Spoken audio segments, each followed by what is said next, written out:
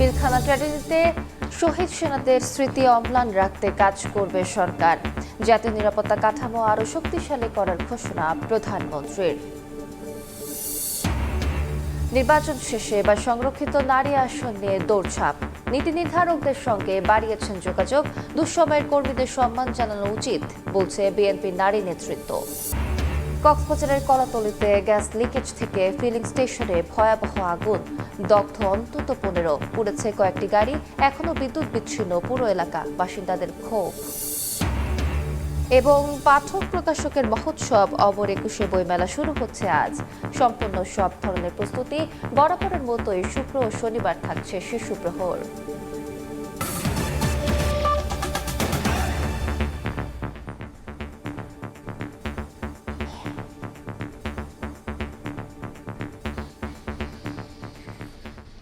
সকালের সময় সঙ্গে আছি আমি আলিশা ইসলাম। পিলখানা হত্যাযজ্ঞের স্মৃতি অম্লান করে রাখতে সরকার কাজ করবে বলে জানিয়েছেন প্রধানমন্ত্রী তারেক রহমান। একই সঙ্গে জাতীয় নিরাপত্তা কাঠামোকে আরও শক্তিশালী করার ঘোষণা দেন তিনি। এই ট্র্যাজেডিতে শহীদদের নামে গেজেট প্রকাশ করতে প্রধানমন্ত্রীর দৃষ্টি আকর্ষণ করেন স্বরাষ্ট্রমন্ত্রী। জাতীয় শহীদ সেনা দিবসে মতবিনিময়ে সেনাপ্রধান বলেন, দেশের সার্বভৌমত্ব রক্ষায় ঐক্যবদ্ধভাবে কাজ করছে সেনাবাহিনী ও বিজিবি। জাতীয় বীর হিসেবে স্বীকৃত পিলখানায় নির্মম হত্যাকাণ্ডের শিকার সেনা অফিসারদের স্মরণে ঢাকা সেনানিবাসের আর্মি মাল্টিপারপাস হলে জাতীয় শহীদ সেনা দিবসের মতবিনিময় সভা। যোগ দেন প্রধানমন্ত্রী তারেক রহমান, স্বরাষ্ট্রমন্ত্রী সালাউদ্দিন আহমেদ, সেনা নৌ বিমান বাহিনীর প্রধান এবং বিজিবি মহাপরিচালক। জাতির ইতিহাসে এক শোকাবহ অধ্যায়।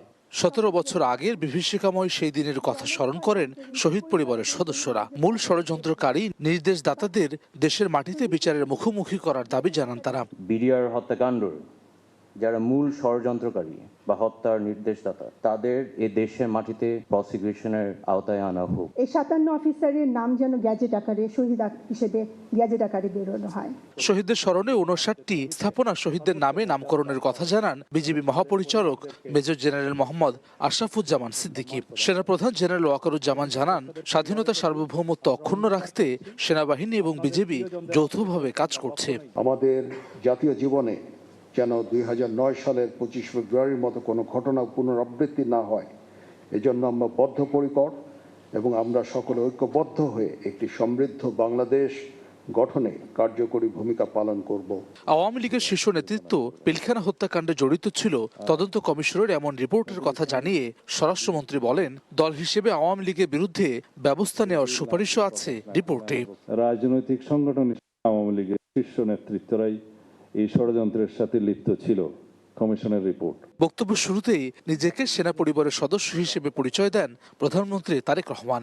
সার্বভৌমত্ব নস্যাৎ করার অপপ্রয়াস হিসেবে পিলখানা হত্যাকাণ্ড মন্তব্য করে প্রধানমন্ত্রী বলেন, এই ঘটনায় জাতীয় নিরাপত্তার দুর্বলতা ফুটে ওঠে। জাতীয় নিরাপত্তা কাঠামোকে আরো আধুনিক এবং শক্তিশালী করতে সরকার কাজ করবে বলেও জানান প্রধানমন্ত্রী। আমি কেবল একজন জনপ্রতিনিধি হিসেবে নয়, একজন সেনা পরিবারের সদস্য হিসেবে, একজন সহযোদ্ধার সন্তানের মতন আপনাদের সামনে, আপনাদের সাথে আজকে উপস্থিত হয়েছে। পিলখানার এই মর্মান্তিক ঘটনা ছিল আমাদের সার্বভৌমত্বকে নস্যাৎ করার একটি অপপ্রয়াস। পিলখানার ঘটনার পরিক্রমায় আমাদের জাতীয় নিরাপত্তার কাঠামোর দুর্বলতা ফুটে উঠেছে। তাই বহির্বিশ্বের সাথে তাল মিলিয়ে আমাদের জাতীয় নিরাপত্তাকে আরো, জাতীয় নিরাপত্তার কাঠামোকে আরো আধুনিক, সময় উপযোগী এবং শক্তিশালী করা প্রয়োজন অবশ্যই, এবং এ লক্ষ্যেই আমাদের সরকার কাজ করবে ইনশাআল্লাহ। মতবিনিময় শেষে শহীদ পরিবারের সঙ্গে সপরিবারে ইফতারে অংশ নেন প্রধানমন্ত্রী তারেক রহমান। হাসান ওয়ালি, সময় সংবাদ, ঢাকা। সংসদের প্রথম অধিবেশনে রাষ্ট্রপতি মোহাম্মদ শাহাবুদ্দিনের অভিশংসন চান বিরোধী দলীয় চিফ হুইপ নাহিদ ইসলাম। এদিকে বিরোধী দলীয় নেতা ও জামাত আমির ডক্টর শফিকুর রহমান বলেছেন, গণভোটে 69% হ্যাঁ ভোট প্রমাণ করে মানুষ পরিবর্তনের পক্ষে ভোট দিয়েছিল। বুধবার বিকেলে রাজধানীর বনানী সামরিক কবরস্থানে সেনা শহীদদের প্রতি দোয়া ও শ্রদ্ধা নিবেদন করেন বিরোধী দলীয় চিফ হুইপ ও জাতীয় নাগরিক পার্টির আহ্বায়ক নাহিদ ইসলাম সহ এনসিপি নেতৃবৃন্দ।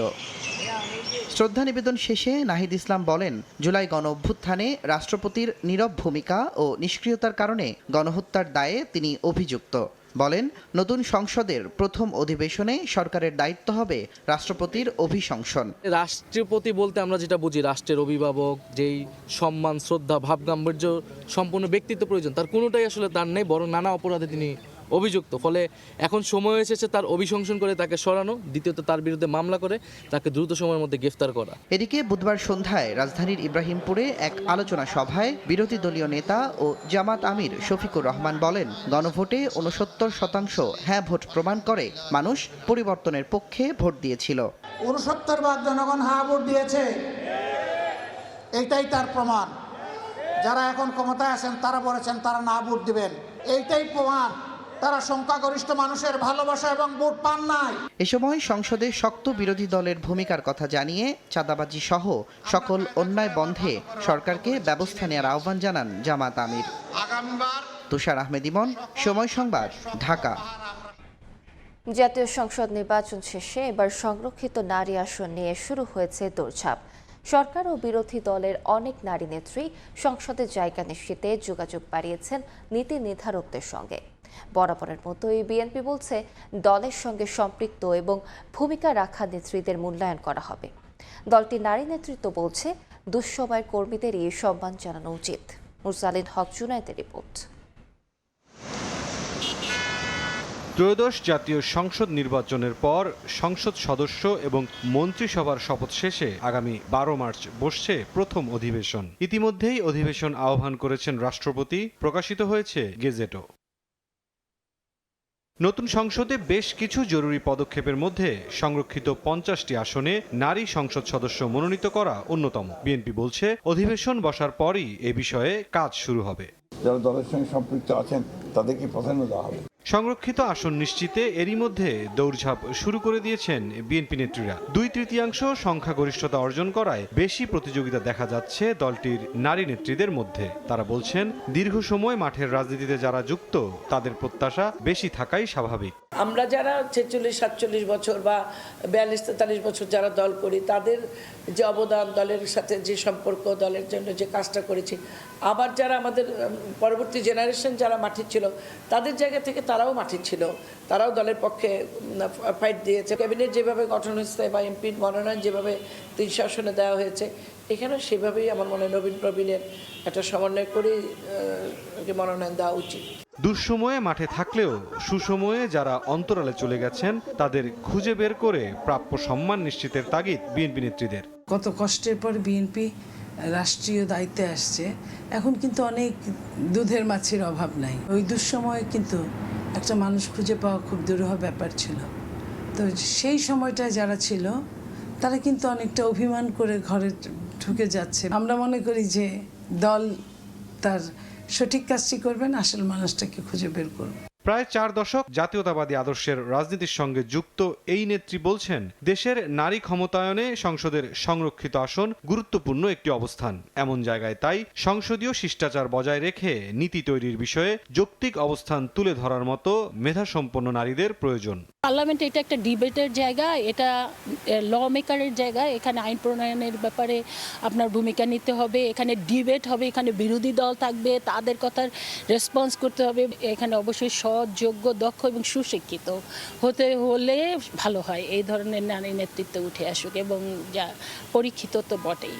ত্রয়োদশ জাতীয় সংসদে আসন বিবেচনায় শুধু বিএনপির ভাগে যাবে 35টি সংরক্ষিত আসন। এছাড়া বাংলাদেশ জামায়াত ইসলামী 11টি এবং এনসিপি পাবে 1টি আসন। সংবিধান অনুযায়ী নির্বাচনী ফলাফল সংক্রান্ত সরকারি গেজেট প্রকাশের 90 দিনের মধ্যে সংরক্ষিত নারী আসনের নির্বাচন শেষ করার বাধ্যবাধকতা রয়েছে। মুরসালিন হক জুনায়েদ, সময় সংবাদ, ঢাকা। লৌহ রঙের পোশাক পরিবর্তন চায় পুলিশ। অন্তর্বর্তী সরকারের আমলে চালু হওয়া পোশাক এরই মধ্যে পরিবর্তন করতে স্বরাষ্ট্র মন্ত্রণালয়কে অনুরোধ জানিয়েছে পুলিশ সার্ভিস অ্যাসোসিয়েশন। বিশ্লেষকরা বলছেন, পোশাক বদলের সিদ্ধান্ত ছিল হঠকারী, অর্থের অপচয় ছাড়া অর্জিত হয়নি আর কিছুই। আতর কাউসারের রিপোর্ট।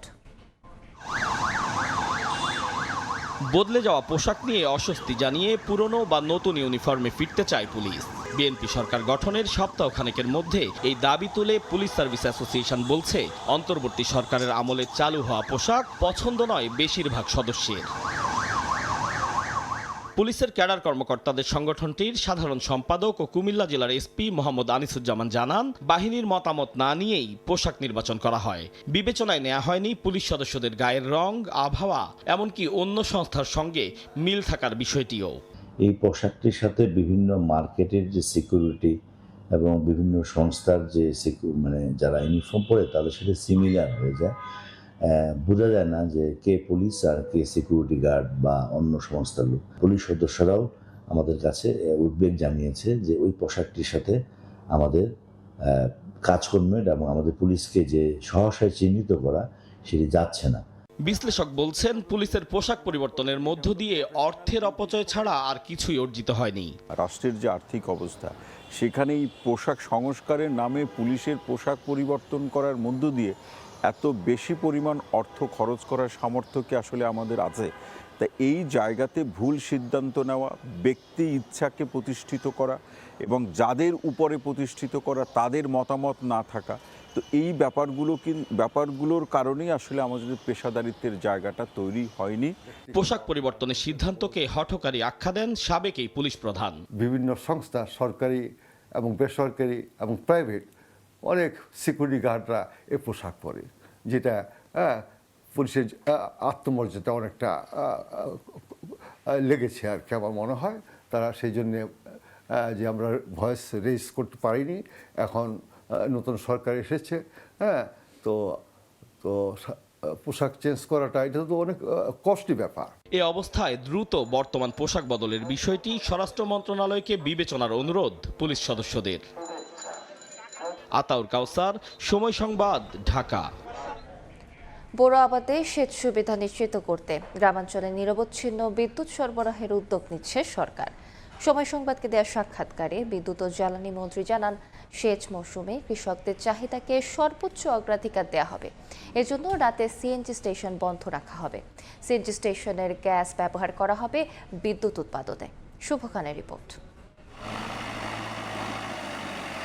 কেউ প্রস্তুত করছেন ক্ষেত, কেউ বা চারা। দল বেঁধে ধান রোপণে কৃষকের ব্যস্ততা এখন মাঠ জুড়ে। কৃষি সম্প্রসারণ অধিদপ্তর বলছে, চলতি মৌসুমে সারা দেশে 50,54,000 হেক্টর জমিতে বোরো আবাদের লক্ষ্যমাত্রা নির্ধারণ করা হয়েছে। এরই মধ্যে 88% জমিতে চারা রোপণ শেষ হয়েছে। এখন দরকার পর্যাপ্ত পানি সেচ। এজন্য নিরবচ্ছিন্ন বিদ্যুৎ চান কৃষকরা। এখন বর্তমান তো কারেন্টটা ভালোই আছে, এইভাবে যদি থাকে তাহলে কোনো সমস্যা নাই। কিন্তু সামনে 34 বৈশাখ জ্যৈষ্ঠ মাসে যদি আবার ফির আপনারা ওই সারাদিনে 2 বার কারেন্ট দেন, 2 ঘন্টা আর 22 ঘন্টা কারেন্ট নাই, তাহলে তো চলবে না। কারেন্টটা এইভাবে যদি থাকে আমাদের খুব যথেষ্ট। বিদ্যুৎ বিভাগের তথ্য বলছে, সারা দেশে সেচ সংযোগধারীর সংখ্যা 4,98,000। বর্তমানে সারা দেশে বিদ্যুতের দৈনিক চাহিদা প্রায় 13,000 মেগাওয়াট। গরম এবং বোরো আবাদে সেচ সুবিধা নিশ্চিত করতে গিয়ে এই চাহিদা বেড়ে দাঁড়াতে পারে 17,000 থেকে 18,000 মেগাওয়াটে। সময় সংবাদকে দেওয়া সাক্ষাৎকারে বিদ্যুৎ ও জ্বালানি মন্ত্রী জানান, যে কোনো মূল্যে বোরো আবাদে সেচ দিতে নিরবচ্ছিন্ন বিদ্যুৎ সরবরাহ নিশ্চিত করা হবে। এর জন্য রাতে সিএনজি স্টেশন বন্ধ রেখে সেই গ্যাস বিদ্যুৎ উৎপাদনে ব্যবহার করা হবে। ইরি সিজনও শুরু হয়ে গেছে, এইটাতে যাতে ভালোভাবে বিদ্যুৎটা দেওয়া যায় সেই দিকে আমরা খুব ভাবে নজরদারি করছি। রাত্রিবেলা সিএনজি পাম্পগুলো চলবে না।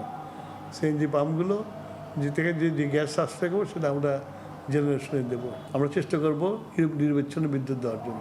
বর্তমানে রোজা উপলক্ষে বিকেল 3টা থেকে রাত 9টা পর্যন্ত সিএনজি স্টেশনে গ্যাস সরবরাহ বন্ধ রাখছে সরকার। শুভ খান, সময় সংবাদ, ঢাকা। সকালের সময় আরো থাকছে। 5 দিন ধরে জ্বলছে ঢাকা দক্ষিণের সবচেয়ে বড় ময়লার ভাগাড়। বিষাক্ত ধোঁয়ায় অসহনীয় জনজীবন। বর্জ্য ব্যবস্থাপনা ডিজিটালাইজেশনের জোর, সমন্বিত উদ্যোগের আশ্বাস। কক্সবাজারে কলাতলিতে গ্যাস পাম্পে ভয়াবহ আগুনে দগ্ধ হয়েছে 15 জন। ফায়ার সার্ভিস, সেনা ও বিমান বাহিনীর 9টি ইউনিটের 5 ঘন্টার চেষ্টায় আগুন নিয়ন্ত্রণে আসে। এতে পুরো এলাকায় বিদ্যুৎ বিচ্ছিন্নের পাশাপাশি বন্ধ হয়ে যায় দূরপাল্লার যান চলাচল। কক্সবাজার চট্টগ্রাম মহাসড়কের কলাতুলি এলাকা, সড়কের পাশেই নতুন স্থাপন করা হয়েছে গ্যাস পাম্প। বুধবার সন্ধ্যায় পাম্পে গ্যাস লিকেজ থেকে আগুন লাগলে দ্রুত নিয়ন্ত্রণে আনে ফায়ার সার্ভিস। কিন্তু রাত 8টার দিকে গ্যাস লিকেজ থেকে হঠাৎ আবারও বিস্ফোরণ ঘটে। এতে আশপাশের কয়েকটি গাড়ি পুড়ে যাওয়ার পাশাপাশি অগ্নিদগ্ধ হয় বেশ কয়েকজন, যাদেরকে স্থানীয়রা উদ্ধার করে দ্রুত হাসপাতালে পাঠায়। মাগরিবের পর থেকে আপনার গ্যাসের লিকটা হয়েছে। এখানে একটা এলপিজি ফিলিং স্টেশন দিচ্ছে নতুন, ওইটা থেকে গ্যাস ডিসচার্জ করতেছে। তো এরপরে এটা সাথে আমাদের বাসা, এরপরে আমরা বাসায় চলে যাই। বাসায় চলে যাওয়ার 10 মিনিট পরে বিস্ফোরণের শব্দ শুনতে পাই। যেগুলা অনেক গাড়ি ঘুরেও পড়ে গেছে আর কি, এই যে পাশে পার্কিং আছে। ঘটনার পরপর ছুটে আসে ফায়ার সার্ভিসের কয়েকটি ইউনিট। তাদের সঙ্গে যোগ দেয় সেনাবাহিনী ও বিমান বাহিনী। চারদিক থেকে পাহাড়ের উপর দিয়ে আগুন নেভানোর কাজ শুরু করেন তারা, কিন্তু বাড়তে থাকে আগুনের মাত্রা। ফুলি ফায়ারের উপর ডিটেল আছি, সো আমরা ফায়ারটাকে যতদূর কন্ট্রোল করতে পারছি এটার উপর কাজ করছি। আর যতক্ষণ পর্যন্ত আগুন নিবে না ততক্ষণ পর্যন্ত আমরা সাপোর্ট দিয়ে যাব। গ্যাস রিলিজ হচ্ছে, যার কারণে আমরা আশেপাশের লোকজনকে বলতেছি যাতে কেউ বিড়ি সিগারেট না খায়, যাতে কেউ আগুন না ধরায়, কারণ গ্যাস রিলিজ হলে আগুনটা আবার ছড়াই পড়বে। গ্যাস পাম্প থেকে ছড়িয়ে পড়ে গ্যাস। চারদিকে নিরাপত্তায় মাঠে নামে সেনাবাহিনী, বিজিবি ও বিমান বাহিনী। চারদিক থেকে বন্ধ রাখা হয় যানবাহন চলাচল, সরিয়ে দেওয়া হয় উৎসুক জনতাকে। প্রায় 100 মিটার মতো জায়গা কি পুরো আগুনে দগ্ধ। হ্যাঁ, তারপর ড্রাইভার ছিল, এদিকে উনি গাড়ি উঠে পড়ে গেছে। এই ঘটনায় গ্যাস পাম্প কর্তৃপক্ষকে দায়ী করছেন স্থানীয়রা। তাদের দাবি, ঘনবসতি এবং গুরুত্বপূর্ণ এলাকায় বড় দুর্ঘটনার শঙ্কা ছিল। যেহেতু একটা জনবহুল এলাকা এবং হচ্ছে এখানে প্রচুর পরিমাণ মানুষজন থাকে, তাহলে এরকম একটা জায়গার মধ্যে, গুরুত্বপূর্ণ জায়গার মধ্যে এটাকে আরো সতর্ক হওয়া উচিত ছিল। ঘনবসতির মধ্যে এরকম পেট্রোল পাম্প এবং গ্যাস পাম্প করা সম্ভব না, কোনো মতেই সম্ভব না। অগ্নিকাণ্ডের কারণে বিদ্যুৎ বিচ্ছিন্ন হয়ে পড়ে পুরো এলাকা। সুজাউদ্দিন রুবেল, সময় সংবাদ, কক্সবাজার। এই মুহূর্তে কক্সবাজারে কলাতলিতে আছেন সহকর্মী সুজাউদ্দিন রুবেল এবং চট্টগ্রামে মেডিকেল কলেজ হাসপাতালে আছেন পার্থ প্রতিম বিশ্বাস। সরাসরি শুরুতেই যাচ্ছি রুবেলের কাছে। রুবেল, বিস্তারিত জানাবেন। কক্সবাজারের যে গ্যাস পাম্পটিতে আগুন লেগেছিল, সেই আগুনের প্রায় বলা হচ্ছে গ্যাস পাম্পে যে ট্যাঙ্কটি ছিল সেই ট্যাঙ্কটিতে 14,000 লিটার গ্যাস ছিল। সেই গ্যাসগুলো রাত 3টার দিকে এগুলো পুরো মিশে যায় পরিবেশের সঙ্গে। এবং আমরা এখানে যেই গ্যাস পাম্পটির পার্শ্ববর্তী একটি গ্যারেজে রয়েছে, সেই গ্যারেজে আসলে ধ্বংসস্তূপ পরিণত হয়েছে। এখানে প্রায় 50টির মতো গাড়ি ছিল, সেই পর্যটকবাহী গাড়ি, যেগুলো পর্যটকদের বিভিন্ন স্পটে ঘুরে দেখানো হতো। সেই যেখানে জিপ রয়েছে, সেই জিপগুলো পুরো ছাই হয়ে গিয়েছে। বিশেষ করে 50টির মতো এই গ্যারেজে গাড়ি ছিল, সেখান থেকে এরই মধ্যে আমরা লক্ষ্য করছি প্রায় 30টি মতো এখানকার যারা গাড়ির ড্রাইভার কিংবা এখানকার যারা দায়িত্বশীল ছিল, তারা বলছে 30টির মতো গাড়ি পুরো ছাই হয়ে গিয়েছে, ধ্বংসস্তূপে পরিণত হয়েছে।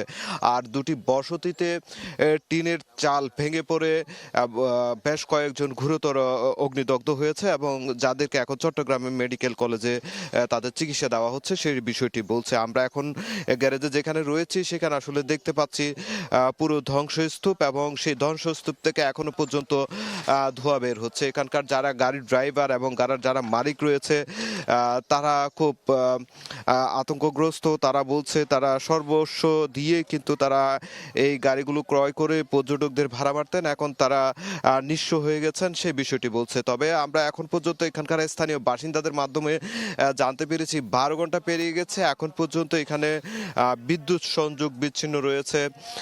এখনো পর্যন্ত মানুষের যে আতঙ্ক সেটি কাটছে না। এখনো পর্যন্ত অনেকেই আমাদেরকে গ্যাস চারদিকে ছড়িয়ে পড়েছে, সেই ক্ষেত্রে এখনো পর্যন্ত অনেকে রান্নাবান্না থেকে কাজ থেকে শুরু করে অন্যান্য যে কাজগুলো রয়েছে সেগুলো বন্ধ রেখেছে, যেহেতু আবার দুর্ঘটনা ঘটতে পারে। সেই জন্য যেহেতু প্রশাসনের পক্ষ থেকে নানা ধরনের নির্দেশনা দেওয়া হয়েছে, সেক্ষেত্রে অনেকে নানা ধরনের যে নিত্য প্রয়োজনীয় যে কাজগুলো সেটি করছে। আমরা এখন গ্যারেজের যে চিত্রগুলো আসলে দেখতে পাচ্ছি, সেখানে আসলে ভয়াবহ অবস্থা। এখানকার মানুষজন খুব, তারা বলছে তারা খুব ক্ষতিগ্রস্ত। তো আমরা এখন পর্যন্ত গ্যাস পাম্পের যেখানে রয়েছে সেখানে সেনাবাহিনী রয়েছে, সেখানে আসলে পুরো নিয়ন্ত্রণ রয়েছে, তারা কোথাও আসলে কাউকে ঢুকতে দিচ্ছে না, আমরা সেই বিষয়টি দেখেছি। তো এই ছিল আমার কাছে গ্যাস পাম্প এলাকা থেকে সবশেষ। রাজধানী সহ দেশের বিভিন্ন জেলায় মৃদু ভূমিকম্প অনুভূত হয়েছে। রাত 10টা 55 মিনিটে এই কম্পন অনুভূত হয়। রিক্টার স্কেলে মাত্রা ছিল 5.1। কক্সবাজার সহ চট্টগ্রাম বিভাগের বিভিন্ন জেলা এবং সিলেটেও ভূমিকম্প অনুভূত হয় বলে জানিয়েছেন স্থানীয়রা। তাৎক্ষণিকভাবে কোনো ক্ষয়ক্ষতির খবর পাওয়া যায়নি। কম্পন অনুভূত হওয়ায় বিভিন্ন এলাকায় মানুষ ঘরবাড়ি থেকে বেরিয়ে আসেন। উৎপত্তিস্থল ছিল মিয়ানমারের সাংগাই অঞ্চলের মনিওয়া শহর থেকে প্রায় 112 কিলোমিটার উত্তর উত্তর পশ্চিমে এবং মাওলাইক শহর থেকে 75 কিলোমিটার দক্ষিণ পূর্বে। অমর একুশে বইমেলা শুরু হচ্ছে আজ। দুপুর 2টা থেকে রাত 9টা পর্যন্ত খোলা থাকবে মেলা। শুক্র ও শনিবার থাকছে শিশুদের আকর্ষণ শিশু প্রহর।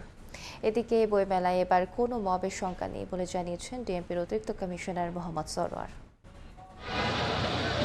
শুরু হচ্ছে বাঙালির আবেগ ও পাঠক প্রকাশকদের মহোৎসব অমর একুশে বইমেলা। স্টলগুলোতে চলছে শেষ মুহূর্তের কাঠামো নির্মাণ ও রঙের কাজ। লক্ষ্য একটাই, উদ্বোধনের পরই যেন স্টলগুলো ক্রেতা ও দর্শনার্থীদের জন্য প্রস্তুত থাকে।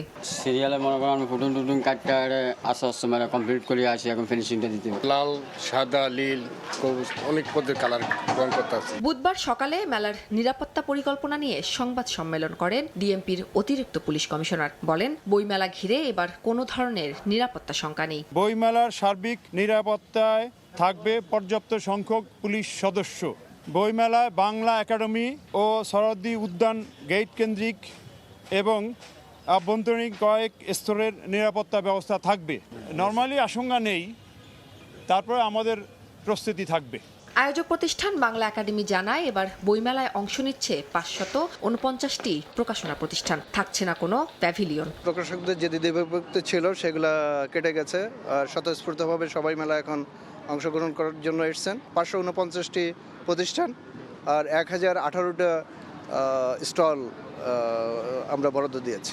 এবার দুপুর 2টা থেকে রাত 9টা পর্যন্ত খোলা থাকবে মেলা। ছুটির দিনগুলোতে মেলা শুরু হবে সকাল 11টায়। এর বাইরে প্রতি শুক্র শনিবার শিশুদের আকর্ষণ শিশু প্রহরও থাকছে বেলা 11টা থেকে 1টা পর্যন্ত। বইমেলার এবারের প্রতিপাদ্য বহুমাত্রিক বাংলাদেশ। উম্মে হানি, সময় সংবাদ, ঢাকা। 5 দিন ধরে চলছে ঢাকা দক্ষিণ সিটি কর্পোরেশনের সবচেয়ে বড় ময়লার ভাগাড় মাতোয়াইল ল্যান্ডফিল। বিষাক্ত আর দুর্গন্ধযুক্ত ধোঁয়ায় অসহনীয় স্থানীয়দের জনজীবন।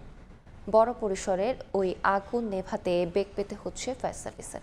পরিস্থিতি মোকাবেলায় বর্জ্য ব্যবস্থাপনা ডিজিটালাইজেশনে জোর দিচ্ছেন বিশেষজ্ঞরা। জামদানি প্রত্যয় রিপোর্ট।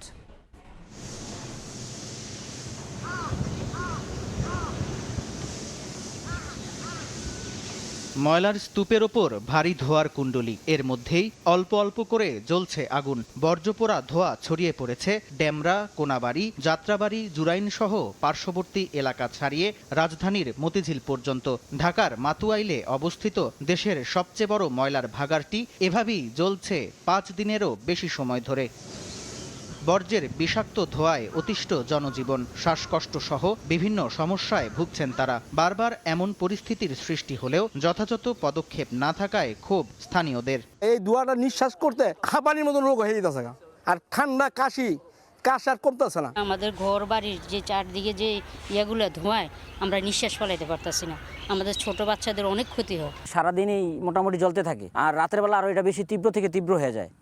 আর বাকি বাচ্চারা শ্বাস নিতে পারে না, রুমের মধ্যে একদম অক্সিজেনের অভাব মনে হয় এরকম লাগছিল। এই কোনাটার মধ্যে টানি, এরপর একটা ফায়ার সার্ভিস আইছিল গাড়ি, আমরা বরকি খাওয়াইতেছি, করতেছি, আবার বলছে নিবামু।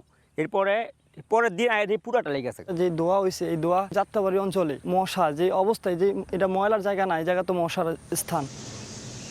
আগুন নিয়ন্ত্রণে আনতে কাজ করছে ফায়ার সার্ভিস, তবে বিভিন্ন সমস্যার কারণে এত বড় পরিসরে কাজ করতে বেগ পেতে হচ্ছে তাদের। এখন এক জায়গায় আগুনটা না, এটা এই জানেন আপনারা, এই ময়লা ডিপোটা হলো 181 একর জায়গা নিয়ে। এখানে বিশাল বিশাল যে পাহাড়, অর্থাৎ ময়লার যে পাহাড়গুলো আছে, তো এই পাহাড়গুলোতে আজকে একটা টাইমে 3-4টা আগুন লাগছে। সকালবেলা গতকালকে আমরা যে পাহাড় আগুন হয়েছি, সকালবেলা থেকে আরেকটা লাগছে। চেষ্টা করতেছি যত দ্রুত সম্ভব, তবে এটা স্পেসিফিকলি আমি বলতে পারবো না যে কতক্ষণ লাগতে পারে। ঢাকায় প্রতিদিন 2 সিটি কর্পোরেশনে বর্জ্য উৎপাদিত হয় প্রায় 7,500 টন। উৎপাদিত বর্জ্যের প্রায় 55%ই সরাসরি ড্রেন, খাল ও জলাশয়ে মিশছে। এতে তৈরি হচ্ছে বড় ধরনের স্বাস্থ্য ও পরিবেশগত ঝুঁকি। বিশেষজ্ঞরা বলছেন, বর্জ্য ব্যবস্থাপনা, আধুনিকায়ন ও নির্দিষ্ট কর্মপরিকল্পনা ছাড়া সম্ভব নয় দূষণ রোধ। আপনি একটা ময়লা ফেলবেন, ময়লা ফেললে কি হচ্ছে? আমরা কাউকে ময়লা ফেললে তাকে কি কোনো শাস্তি দিচ্ছি না। আমরা কি ওই ময়লা যে সে না ফেলে নিজের কাছে রাখবে এই শিক্ষা কি তাকে দিচ্ছি? প্রপার জায়গায় ফেলার শিক্ষা কি তাকে দিচ্ছি? সেটাও দিচ্ছি না। আমরা সেটাকে একদম ল্যান্ডফিলে ফেলে সেটাকে আরও বেশি মানে সেখান থেকে মিথেন উৎপন্ন হচ্ছে, বিভিন্ন রকম আরও বেশি ক্ষতি করছে প্রকৃতি।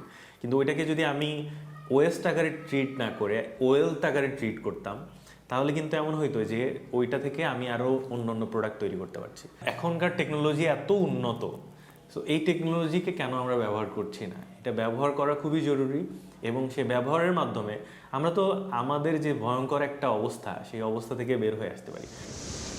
এদিকে বর্জ্য ব্যবস্থাপনায় সমন্বিত উদ্যোগ নেয়ার আশ্বাস ঢাকা দক্ষিণ সিটি কর্পোরেশনের। আমরা চেষ্টা করব এবং সেটার জন্য শুধুমাত্র সিটি কর্পোরেশনগুলো একাই দায়িত্ব না, জনগণেরও দায়িত্ব। জনগণও সচেতন হতে হবে। পরিষ্কার পরিচ্ছন্নতা শুধুমাত্র সিটি কর্পোরেশন করতে পারবে না যদি জনগণ, নাগরিক সচেতন না হয়। বর্জ্য পুনর্ব্যবহার, পৃথকীকরণ ও বৈজ্ঞানিক ব্যবস্থাপনার মাধ্যমে ঢাকার বর্জ্য সমস্যার এই সংকট মোকাবিলা সম্ভব বলে অভিমত বিশ্লেষকদের। আমার পেছনে জ্বলছে মাতুয়াই ল্যান্ডফিল, যার ধোঁয়ায় আচ্ছন্ন গোটা পরিবেশ। এ চিত্র ঢাকার গোটা বর্জ্য অব্যবস্থাপনাকেই চিহ্নিত করে। যে প্রকৃতি আমাদের বেঁচে থাকার শেষ আশ্রয়স্থল, সেটিকেই আমরা তিলে তিলে শেষ করছি না বুঝেই। বিশেষজ্ঞরা বলছেন, এ ধরনের বর্জ্য ব্যবস্থাপনা কেন্দ্রগুলোকে আধুনিক প্রযুক্তির আওতায় আনলেই রোধ করা সম্ভব হবে পরিবেশ দূষণ। সামদানি প্রত্যয়, সময় সংবাদ, ঢাকা। সুন্দরবনে প্রতি বছর আগুন লেগে পুড়ে যায় বনাঞ্চল। জীববৈচিত্র্যের ক্ষতি ঠেকাতে এবার কঠোর ব্যবস্থা নিতে যাচ্ছে বন বিভাগ। বাগেরহাটের সুন্দরবন পূর্ব বিভাগের প্রবেশ পথগুলোতে বিড়ি, সিগারেট ও দাহ্য পদার্থ নিয়ে প্রবেশ করতে পারবেন না জেলে, বাওয়ালি ও স্থানীয়রা। সচেতনতা বাড়াতে বন সংলগ্ন লোকালয়ে প্রতিদিন মাইকিং ও লিফলেট বিতরণ করা হচ্ছে বলে জানায় বন বিভাগ। আলী আকবর টুটুলের তথ্য ও আমিনুল ইসলামের ছবি নিয়ে রিপোর্ট। প্রতি বছর শুষ্ক মৌসুমে আগুন লাগে সুন্দরবনে। এতে ব্যাপক ক্ষতি হয় বনের। প্রতিবার অগ্নিকাণ্ডের পর তদন্ত করে বন বিভাগ। প্রায় প্রতিটি তদন্তেই এক শ্রেণীর অপরাধী চক্রের জড়িত বিষয়টি উঠে আসে। এবার যেন এমন ঘটনা না ঘটে সেজন্য নেওয়া হয়েছে সতর্কতা। বন বিভাগ জানায়, বাগেরহাটের শরণখোলা, মোরেলগঞ্জ ও মংলা উপজেলার বন সংলগ্ন সুন্দরবন পূর্ব বন বিভাগের জিউধরা, চিলা, জয়মণি, কপিলমণি ও কটকাসহ প্রবেশপথে বিড়ি, সিগারেট ও দাহ্য পদার্থ নিয়ে প্রবেশ করতে পারবেন না জেলে, বাওয়ালি ও স্থানীয়রা। এ উদ্যোগকে সাধুবাদ জানিয়েছেন এলাকাবাসীও। এই সময় আইলি সুন্দরবনে আগুন লাগে, আর যাতে আগুন না লাগাইতে পারে সেজন্য আমরা মাঠে আছি। সুন্দরবন সুরক্ষায় আমাদের বন বিভাগ কঠোর অবস্থানে আছে, যাতে করে ওই দুষ্কৃতিকারীরা বনে প্রবেশ করতে না পারে। গণসচেতনতা বাড়াতে বন সংলগ্ন লোকালয়ে প্রতিদিন মাইকিং ও লিফলেট বিতরণ করা হচ্ছে বলে জানান সংশ্লিষ্ট কর্মকর্তা। আমাদের ওখানে প্রায় 8-10 কিলোমিটার এলাকা ব্যাপী কিন্তু বিশেষ করে নাংলি, ধানসাগর ক্যাম্প, তারপরে কলমতেজি, এইগুলো গুলশেখালি, এই জায়গাগুলোতে কিন্তু এই মাইকিং এবং প্রচারণ এবং মসজিদে সংবাদ দেওয়া। এইটা আসলে আগুন লাগানোর যে সময় অন্তত এপ্রিল মাস পর্যন্ত আমরা এটা চালিয়ে যাব। বন বিভাগের তথ্য মতে সুন্দরবন পূর্ব বিভাগে গত 23 বছরে 27 বার অগ্নিকাণ্ডে 100 একরের বেশি বনভূমি পুড়ে যায়। সময় সংবাদ, বাগেরহাট। প্রথমবারের মতো খুলনায় নির্মাণ হচ্ছে দৃষ্টিনন্দন উড়াল সড়ক সহ 3টি লিংক রোড প্রকল্প। 715 কোটি টাকার এই প্রকল্পের মূল কাজের প্রায় 70% শেষ হয়েছে। সংশ্লিষ্টরা বলছেন, নিরালা থেকে এসএটি বাইপাসে সরাসরি সংযোগ হলে কমবে শহরের যানজট। তবে নকশার কিছু সীমাবদ্ধতা নিয়ে প্রশ্ন তুলছেন বিশেষজ্ঞরা। নিয়ামুল হোসেন কোচির ছবিতে আব্দুল্লাহ আল মামুন, রুবেলের রিপোর্ট। সড়কের মাঝে তৈরি হচ্ছে সেতু, নির্মাণে ব্যস্ত শ্রমিকরা। প্রথমবারের মতো খুলনা সড়কে দেখা মিলবে ফ্লাইওভার। নগরের নিরালা আবাসিক এলাকা থেকে সিটি বাইপাস পর্যন্ত সংযোগ সড়কের মাঝে তৈরি হচ্ছে এই অবকাঠামো। খুলনা মহানগরীতে যান চলাচল স্বাভাবিক ও যানজট নিরসনে সিটি বাইপাস থেকে 3টি লিংক রোড নির্মাণ প্রকল্পের একটি নিরালার এ সড়কটি। দৃষ্টিনন্দন উড়াল সেতু সহ প্রায় 3 কিলোমিটার দৈর্ঘ্যের নতুন 4 লেনের সড়কের 70% কাজ শেষ হয়েছে। 2018 সালে শুরু হওয়া এ প্রকল্প চলতি বছরের ডিসেম্বরে শেষ হওয়ার কথা রয়েছে। স্থানীয়রা বলছেন, সড়কগুলো চালু হলে শহরের যানচাপ কমার পাশাপাশি ভারী যানবাহন বাইপাস ব্যবহার করতে পারবে। যে কয়টা বাইপাস সড়ক আছে শহরে ঢোকার জন্য সবগুলোরই বাজে অবস্থা। ওভারব্রিজটা হলে আমাদের যাতায়াতের জন্য সুবিধা হবে এবং অ্যাক্সিডেন্টও অনেক কম হবে। এই রোডটা হইলে আমাদের মনে করেন যে গাড়ি ঘোড়া চালানোর জন্য অনেক সুবিধা। বেরার ওই মুখটা কিন্তু কনজেস্টেড এবং ওইখানে যদি একটা ওভার ব্রিজের মতো না করে দেওয়া হয় তাহলে ওইখানে একটা যানজট সৃষ্টি হবে। এই সড়কটা যদিও আনকমপ্লিট, তারপরও দেখা যাচ্ছে যে খুব শর্ট টাইমে শহরের ভিতরে প্রবেশ করতে পারতেছি। তবে উড়াল সড়কের নিচে যান চলাচলের সুযোগ না রাখা এবং নকশার কিছু সীমাবদ্ধতা নিয়ে প্রশ্ন তুলেছেন নগর পরিকল্পনাবিদরা। তাদের মতে নিরালা মোড় প্রশস্তকরণ ও আংশিক পুনর্নকশা না করলে প্রত্যাশিত সুফল মিলবে না। দুইটা প্রবণতা দেখা যেতে পারে, একটা হচ্ছে ট্রাফিক জ্যাম আর একটা হচ্ছে ট্রাফিক অ্যাক্সিডেন্ট। কারণ ওইগুলোর কিন্তু ইন্টারসেকশনগুলোকে সুন্দরভাবে ট্রাফিকভাবে ডিজাইন না করলে সেখানে কিন্তু একটা জ্যাম হওয়ার সম্ভাবনা থাকবে এবং হাই স্পিডের গাড়িগুলোর সাথে একটা অ্যাক্সিডেন্ট হওয়ার পসিবিলিটি থাকবে। ভবিষ্যতের কথা বিবেচনায় রেখেই সড়কগুলো নকশা করা হয়েছে দাবি খুলনা উন্নয়ন কর্তৃপক্ষের। ব্রিজের কাজটা আমাদের 2-3 মাসের মধ্যে শেষ হয়ে যাবে। তো তারপরে আমরা হয়তো মেবি জুন, জুলাই বা এপ্রিলের আগস্ট দিকে হয়তো কার্পেটিংয়ের কাজটা করে রাস্তাটা আমরা করে দিতে পারবো। খুলনা উন্নয়ন কর্তৃপক্ষের তথ্য মতে প্রকল্পের অন্য 2 সড়কের মধ্যে খুলনা বিশ্ববিদ্যালয় থেকে রায়েরমহল পর্যন্ত সড়কের কাজ 40% ও বাস্তুহারা থেকে পুরাতন সাতক্ষীরা সড়ক পর্যন্ত সড়কের অগ্রগতি প্রায় 60%। মোট প্রকল্প ব্যয় ধরা হয়েছে 715 কোটি টাকা। আব্দুল্লাহ আল মামুন রুবেল, সময় সংবাদ, খুলনা। সপ্তাহ ব্যবধানে পেঁয়াজের বাজারে ধস, উৎপাদন খরচ তুলতে হিমশিম খাচ্ছেন কৃষকরা। এই মুহূর্তে মানিকগঞ্জের বরঙ্গাইলের পেঁয়াজের হাটে আছেন রিপোর্টার ইউসুফ আলী। সরাসরি যাচ্ছি তার কাছে। ইউসুফ, জানাবেন। এই সপ্তাহ ব্যবধানে বেশ কমেছে, 500 থেকে 600 টাকা পর্যন্ত প্রতি মিনিট দর পতন হয়েছে এবং এই বাজারে কিন্তু একটা কারসাজিও রয়েছে। অর্থাৎ এখানে কিন্তু আমরা দেখছি প্রচুর পেঁয়াজের সরবরাহটা আমরা সকাল থেকেই দেখতে পাচ্ছি। তবে এখানে কিন্তু বেশ কারসাজি আমরা দেখতে পাচ্ছি। আর পেঁয়াজের বাজারে 10 সপ্তাহ ব্যবধানে মন প্রতি 1500 টাকার পেঁয়াজ আছে। এই মুহূর্তে দাম কমে বেচা কিনা হচ্ছে 850 থেকে 900 টাকার মধ্যে। এছাড়াও ব্যবসায়ীদের কারসাজিতে অতিষ্ঠ কৃষকেরা। 40 কেজিতে দাম মন হলেও ব্যবসায়ী ও আড়তদারদের কারসাজিতে 41 থেকে 42 কেজিতে মন দিতে বাধ্য হচ্ছে কৃষকেরা। প্রশাসন থেকে বারবার সতর্ক করলেও এটা যেন নিয়মে পরিণত হয়েছে। আমরা কৃষকদের সাথে কথা বলেছি, কৃষকরা বলছেন এদিকে প্রতি মনে লোকসান গুনতে হচ্ছে 400 থেকে 500 টাকা পর্যন্ত। অন্যদিকে মরিকাটা পেঁয়াজের এমন 42 কেজিতে মন দেওয়াতে আরও বেশি লোকসানের সম্মুখীন হচ্ছেন তারা। এটা মরিকাটা পেঁয়াজের ভরা মৌসুম। এছাড়া ওটা মরিকাটা পেঁয়াজ ঘরে সংরক্ষিত না থাকায় বিপাকে পড়েছে কৃষকদের দাবি 1 মন পেঁয়াজের উৎপাদন খরচ 1300 থেকে 1400 টাকা। আমরা ব্যবসায়ীদের সাথে কথা বলেছিলাম, ব্যবসায়ীরা আমাদেরকে জানিয়েছে, ব্যবসায়ীরা বলছেন যে আশপাশের জেলা থেকে শুরু করে অন্যান্য আড়তগুলোতেও 42 কেজিতে মন ধরে পেঁয়াজ বেচাকেনা চলছে। তবে এটা জেলা প্রশাসন এবং ভোক্তা অধিকার এই নিয়মটা নিরসন করবে বলে দাবি জানিয়েছেন এখানকার যারা কৃষক রয়েছে। আসলে এটা এখন যে অবস্থার সৃষ্টি হয়েছে, এইটে বরঙ্গাইলটা হাটটিতে প্রচুর পেঁয়াজ উঠেছে, কিন্তু দীর্ঘক্ষণ ধরে ভোর থেকে পেঁয়াজ আসলে দীর্ঘ দীর্ঘক্ষণ ধরে বসে থাকতে হচ্ছে কৃষকদের এবং সেই ক্ষেত্রে কিন্তু কৃষকরা আসলে একদিকে দর হারাচ্ছে আর একদিকে কিন্তু কারসাজিতে তারা অতিষ্ঠ এবং দীর্ঘ সময় বেচা কিনা না করতে বলে পেরে কিন্তু তারা অতিষ্ঠ। তারা বলছেন যে এই যে আগামী বছর যেহেতু পেঁয়াজ উৎপাদনে কিন্তু এই যে দর থাকলে তা কিন্তু একটি ধস নামবে বলে তাদের ব্যাঘাত ঘটবে বলে তারা আমাদেরকে জানিয়েছে। এই হাটটিতে 10 থেকে 14,000 মণ পেঁয়াজ কিন্তু বেচা কিনা হয়। এই ছিল আমার কাছে মানিকগঞ্জের বরঙ্গাইলের হাট থেকে পেঁয়াজের বেচা কিনার সর্বশেষ তথ্য।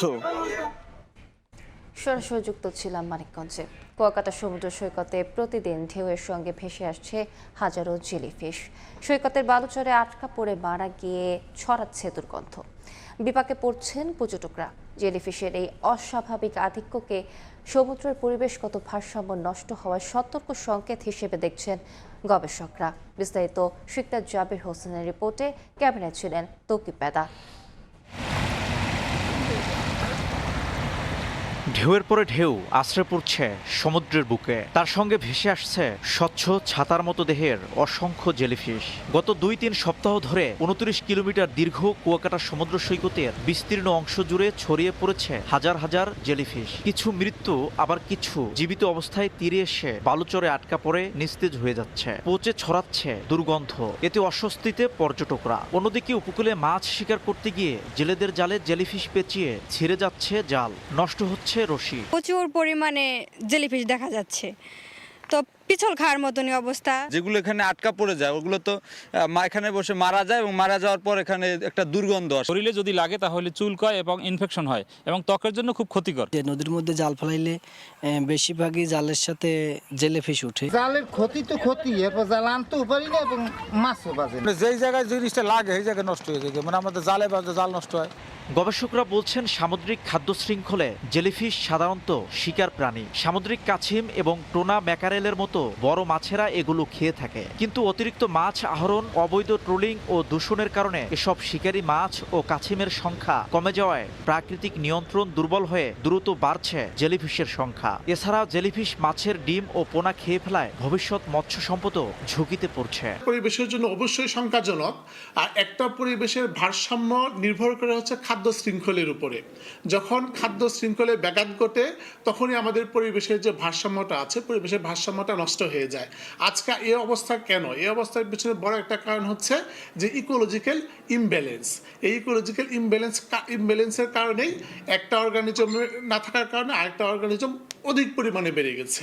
উপকূলে ভেসে আসা এই প্রজাতিটি স্থানীয়দের কাছে সাদা জেলিফিশ বা নোনা নামে পরিচিত, যার বৈজ্ঞানিক নাম ফাইলোরিজা পাংটাটা। বছর 2 আগেও অনুরূপভাবে জেলিফিশের আধিক্য দেখা দিয়েছিল এই উপকূলে জেলিফিশের এই অস্বাভাবিক বিস্তারকে গবেষকরা সমুদ্রে মাছ কমে যাওয়ার সতর্ক সংকেত হিসেবে দেখছেন। তারা বলছেন দ্রুত গবেষণা এবং টেকসই মৎস্য আহরণের কার্যকর পদক্ষেপ না নিলে এর প্রভাব আরও বিস্তৃত হতে পারে। শিকদার জাবির হোসেন, সময় সংবাদ, পটুয়াখালী। মিয়ানমারের রাখাইন রাজ্যে জান্তা বাহিনীর বিমান হামলায় কমপক্ষে নারী ও শিশুসহ 18 জন নিহত হয়েছেন। আহত হয়েছেন আরও 14 জন। বিমান হামলার পর কয়েকটি বাড়ি আগুনে পুড়ে গেছে। হামলা থেকে বাঁচতে গ্রাম ছেড়েছেন স্থানীয় বাসিন্দারা। রাখাইন রাজ্যের রাজধানী থেকে প্রায় 33 কিলোমিটার উত্তর পূর্বে অবস্থিত এলাকাটি 2024 সালের মার্চ থেকে নিয়ন্ত্রণ করছে বিদ্রোহী সংগঠন আরাকান আর্মি। 2021 সালের সামরিক অভ্যুত্থানের পর থেকে রাজনৈতিক অস্থিতিশীলতার মধ্যে রয়েছে মিয়ানমার। সম্প্রতি দেশটিতে জাতীয় নির্বাচন অনুষ্ঠিত হলেও পরিস্থিতির খুব একটা উন্নতি হয়নি। খেলার খবর। দেশে ফেরা বা প্রকাশ্যে আসায় সাকিব মাশরাফির ওপর কোনো নিষেধাজ্ঞা নেই, তবে নিজেদের নামে থাকা মামলাগুলো ব্যক্তিগত আইনজীবীর মাধ্যমেই সমাধান করতে হবে বলে জানিয়েছেন যুব ও ক্রীড়া প্রতিমন্ত্রী আমিনুল হক। এদিকে আর্থিকভাবে অসচ্ছল ফেডারেশনগুলোকে স্বাবলম্বী করতে আর্থিক প্রতিষ্ঠানের দ্বারস্থ হচ্ছে যুব ও ক্রীড়া মন্ত্রণালয়। 2024-এর মেতে যুক্তরাষ্ট্র সিরিজের পর থেকে নির্বাসনে সাকিব আল হাসান অন্তর্বর্তীকালীন সরকারের সময়ে দেশে ঢোকার চেষ্টা করেও পারেননি সাবেক টাইগার অধিনায়ক। তবে রাজনৈতিক পালাবদলে এখন আর বাংলাদেশে ফেরায় বাধা নেই সাকিবের। হত্যা মামলা, শেয়ার বাজার কেলেঙ্কারি সহ সাকিবের নামে একাধিক মামলার নথি যুব ক্রীড়া মন্ত্রণালয়ে হস্তান্তর করেছে বিসিবি। সরকারও এসব মামলার ব্যাপারে নমনীয়। তবে আইনি প্রক্রিয়া সমাধানের কাজ এই অলরাউন্ডারের কাঁধেই তুলে দিল মন্ত্রণালয়। একই প্রক্রিয়া অনুসরণ করতে হবে আওয়ামী লীগের আরেক সাবেক সংসদ সদস্য মাশরাফি বিন মুর্তজাকেও। রাষ্ট্রীয় সিদ্ধান্ত অনুযায়ী তারা ব্যক্তিগত তাদের যে লয়ার রয়েছে এবং তাদের লয়ারের মাধ্যমে তারা যদি আইনগত যে বিষয়গুলো রয়েছে সেগুলো ফেস করে তারা যদি নিরপরাধ হয়ে তারা যদি দেশের মাঠে এসে খেলে, সেই জায়গাতে আমি একজন স্পোর্টসম্যান হিসেবে অবশ্যই এটাতে আমি তাদেরকে ওয়েলকাম করব যে আপনারা এসে আপনাদের যে মামলাগুলো রয়েছে সেগুলো ফেস করে আপনারা যদি নিরপরাধ হন, আপনারা সব কিছু কিউর করে এসে যদি আপনারা মাঠে আসেন, আমরা মোস্ট ওয়েলকাম তাদের। এদিকে আর্থিকভাবে অসচ্ছল ফেডারেশনগুলোকে স্বাবলম্বী করতে আর্থিক প্রতিষ্ঠানগুলোর দ্বারস্থ হচ্ছে মন্ত্রণালয়। ব্যাখ্যা দিয়েছেন বাফুফেকে 3টি স্টেডিয়াম বরাদ্দের। ফিফার অর্থায়নে তারা আমাদের স্টেডিয়ামগুলোকে সংস্কার করবে এবং সেই স্টেডিয়ামগুলো আরও নতুন আঙ্গিকে ঢেলে সাজানো হবে। ফেডারেশনগুলো যারা অসচ্ছল তাদের পাশে কিভাবে আমরা আর্থিক প্রতিষ্ঠানগুলো পাশে দাঁড়িয়ে তাদেরকে স্বাবলম্বী করা, খেলোয়াড়দেরকে স্বাবলম্বী করার পাশাপাশি আমরা যাতে আমাদের খেলাগুলোকে দেশীয়ভাবে সমৃদ্ধ করে যাতে আন্তর্জাতিক অঙ্গনে যাতে একটি ভালো জায়গায় পৌঁছাতে পারি, এই জন্য আমরা তাদের সকলের কাছে সহযোগিতা চেয়েছি। আগের সরকারের মতো অবকাঠামোগত খাতে গুরুত্ব না দিয়ে আপাতত মাঠ উদ্ধারে মনোযোগ দিচ্ছেন আমিনুল হক। সবার জন্য খেলাধুলা নিশ্চিতে কেবল বিভাগ কেন্দ্রিক পরিকল্পনা নয়, জেলা ও উপজেলা ভিত্তিক খেলার মাঠ তৈরি করতে চান যুব ক্রীড়া প্রতিমন্ত্রী। জনপদে যেখানে খালি জায়গা রয়েছে সেখানে মাঠগুলোকে সংরক্ষণ করে যাতে আমরা খেলার উপযোগী মাঠ তৈরি করে দিতে পারি। সাব্বির মিথুন, সময় সংবাদ, ঢাকা। এ পর্যায়ে শীর্ষ সংবাদগুলো জানিয়ে দিচ্ছে আরেকবার। পিলখানা ট্র্যাজেডিতে শহীদ সেনাদের স্মৃতি অম্লান রাখতে কাজ করবে সরকার। জাতীয় নিরাপত্তা কাঠামো আরও শক্তিশালী করার ঘোষণা প্রধানমন্ত্রীর। বিএনপিতে এবার সংরক্ষিত নারী আসন নিয়ে দৌড়ঝাঁপ। নীতি নির্ধারকদের সঙ্গে বাড়িয়েছে যোগাযোগ। দুঃসময়ের কর্মীদের সম্মান জানানো উচিত বলছে নারী নেতৃত্ব। এ ছিল সকালের সময়। এরপর দেখবেন আন্তর্জাতিক সময়, সঙ্গে থাকবেন অজিতা শাসিন। ধন্যবাদ আলিশা। আন্তর্জাতিক সময় নিয়ে আসছি কিছুক্ষণ পর, সঙ্গে থাকুন সময়ের।